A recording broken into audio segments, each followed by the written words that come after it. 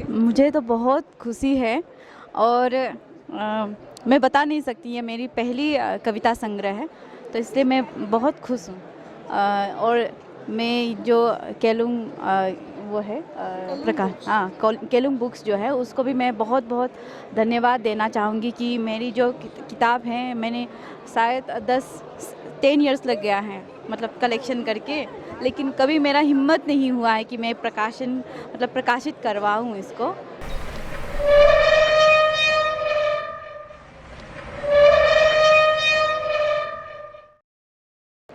जोहार। अभी आपकी नई किताब आई है, जी, तामिया इंजिंग। तामू निजिक। तामिया इंजिंग। हाँ, तो आपको कैसा लग रहा है ये बताइए। मुझे तो बहुत खुशी है और मैं बता नहीं सकती, ये मेरी पहली कविता संग्रह है, तो इसलिए मैं बहुत खुश हूँ। और मैं जो केलुंग वो है प्रकाश, हाँ, केलुंग बुक्स जो है उसको भी मैं बहुत बहुत धन्यवाद देना चाहूँगी कि मेरी जो किताब है, मैंने शायद 10 इयर्स लग गया है मतलब कलेक्शन करके, लेकिन कभी मेरा हिम्मत नहीं हुआ है कि मैं प्रकाशित करवाऊँ इसको, लेकिन ये फाइनली आ गई हैं, तो इसीलिए थैंक यू सो मच। आप अभी ये बताइए कि इसमें किस तरह की कविता हम लोगों को पढ़ने को मिल पाएगा, और आदिवासी समुदाय के किस किस चीज़ों को आप इसमें वर्णन किए हैं। इसमें मैं कह सकती हूँ, ये कह सकते हैं कि इसमें आदिवासी पर केंद्रित इस तरह से तो नहीं है, लेकिन ये पूरा का पूरा कह सकते हैं कि सभी विषयों को मैंने रखने के प्रयास किया है, क्योंकि ये मेरा कह सकते हैं पहला कविता संग्रह है, तो इसीलिए इसमें कई सारे अलग अलग विषयों पर लिखा गया है। लेकिन जो तामू निजिक की जो शीर्षक है, तामू निजिक जो है, तो ये जो विषय हैं, ये स्त्री जो है, आदिवासी स्त्री के जीवन कह सकते हैं कि उसकी दुनिया पर केंद्रित है। और तामू यानी कि हमारी जो गालो समुदाय यानी जनजाति है, उसमें तामू यानी कि स्त्री को कहा जाती है। उसके बाद निजिक यानी कि जो बोल सकती हैं, जो अपनी बात रख सकती हैं ना, जिसके पास कई सारे कह सकते हैं कि गुण होता है।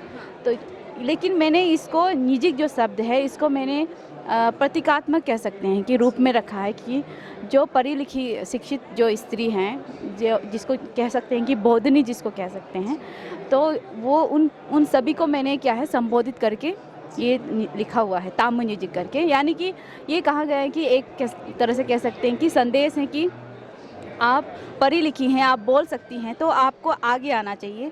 जैसे कि मंच पे आप हैं, तो मंच पर के पीछे नहीं रहना चाहिए, आपको मंच पर आगे आके बोलना चाहिए। क्योंकि जो कह सकते हैं जो पढ़ी लिखी नहीं है, जो बोल नहीं सकती हैं, वो तो अपनी तरफ से कुछ नहीं कह सकते, लेकिन आपके पास वो गुण हैं, बोल सकती हैं, तो आपको आगे आना चाहिए इस तरह से। तो इसमें दो कविताएँ हैं जो तामू निजिक से संबंधित कह सकते हैं। एक है तामू निजिक, दूसरी है बोधनी करके, बोधनी। तो ये दोनों जो कविताएं हैं, इसमें कह सकते हैं कि संबोधित किया गया है स्त्रियों को।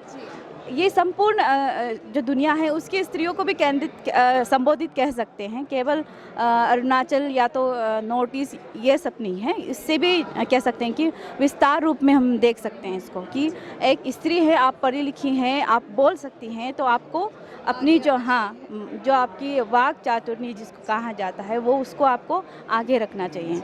तो इस तरह से कहा गया। और कई सारी इसमें कविताएं हैं। इसमें बहुत सारी कविता है, मैं भी पढ़ी इसमें बहुत सारी कविता, मुझे भी बहुत अच्छी लगी। पहले तो मतलब आपकी किताब के नाम बहुत इंटरेस्टेड है, जो पढ़ेंगे पहले तो नाम जानने की कोशिश करेंगे कि इसका अर्थ क्या है। देन इसमें और भी बहुत सारी कविताएं हैं, जिसमें एक कविता है इसमें अन्य, तो वो सभी को पढ़ना चाहिए, बहुत अच्छी कविता है।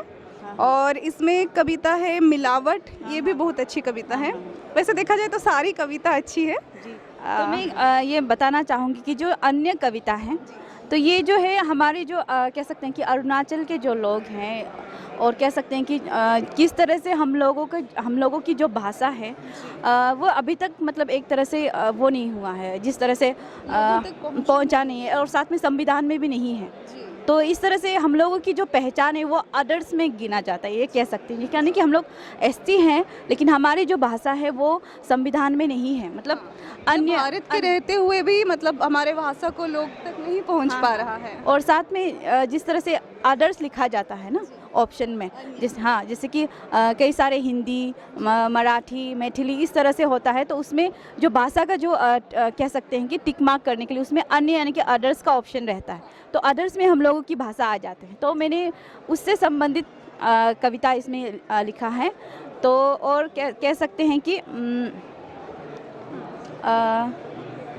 और एक है, आपने कहा मिलावट।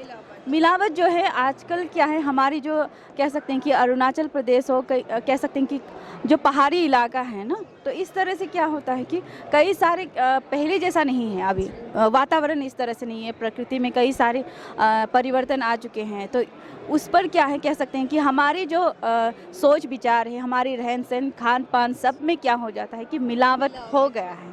तो उससे संबंधित है कि किस तरह से पहले कह सकते हैं कि प्रकृति है बहुत सुंदर है, लेकिन वो सुंदरता बस कह सकते हैं कि धीरे धीरे खत्म हो रहे हैं। तो ये एक तरह से कह सकते हैं कि संदेश के रूप में। जी, आपको बहुत बहुत धन्यवाद।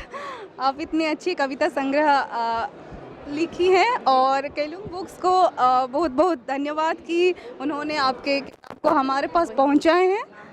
तो बहुत बहुत धन्यवाद।